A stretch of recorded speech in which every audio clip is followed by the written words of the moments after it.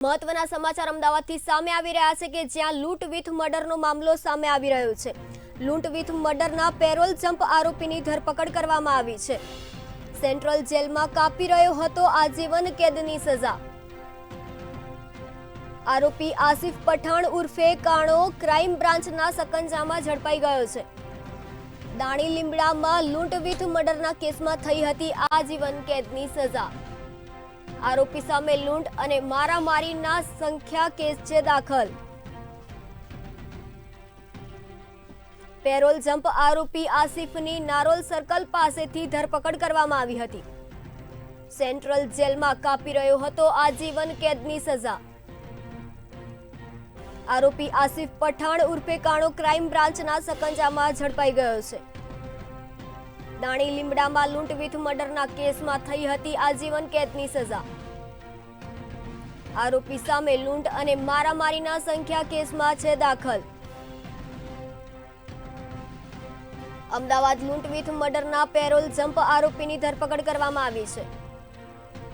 Central જેલમાં કાપી રહ્યો હતો આજીવન કેદની સજા। આરોપી આસિફ પઠાણ ઉર્ફે કાણો ક્રાઇમ બ્રાન્ચના સકંજામાં ઝડપાઈ ગયો છે। આપણી સાથે સંવાદદાતા વિશાલ મહેતા જોડાઈ ગયા છે। તો શું છે સમગ્ર મામલો આ આરોપી વિશે? ચોક્કસથી જે રીતે અત્યારે હાલમાં ક્રાઇમ બ્રાન્ચ દ્વારા જે આરોપીની ધરપકડ કરવામાં આવી છે તે લૂંટ વિથ મર્ડરના કેસમાં વોન્ટેડ આરોપી હતો, કારણ કે તેણે દાણીલીમડા વિસ્તારની અંદર 2022-23ની સાલમાં લૂંટ વિથ મર્ડરની ઘટનાને અંજામ આપ્યો હતો। ત્યારબાદ તે ઝડપાઈ ગયો હતો ને તેને જેલમાં પૂરવામાં આવ્યો હતો, પરંતુ સેન્ટ્રલ જેલમાંથી તેણે પેરોલ મેળવી અને જુલાઈ 2023માં તે પોલીસના સકંજામાંથી ફરાર થઈ ગયો અને પેરોલ જમ્પ કરીને નાસ્તો ફરતો હતો। પરંતુ જ્યારે ક્રાઇમ બ્રાન્ચને આ સમગ્ર બાબતની માહિતી મળી ત્યારે આરોપી આસિફ પઠાણ ઉર્ફે કાણો, જેની ધરપકડ કરવામાં આવી છે।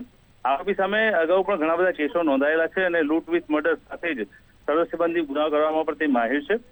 ત્યારે પેરોલ જમ્પ કરેલો આરોપી પોલીસે આખરે નારોલ સર્કલ પાસેથી ઝડપી અને તેને પોલીસ હવાલે કર્યો છે। જી, સમગ્ર માહિતી આપવા બદલ આભાર।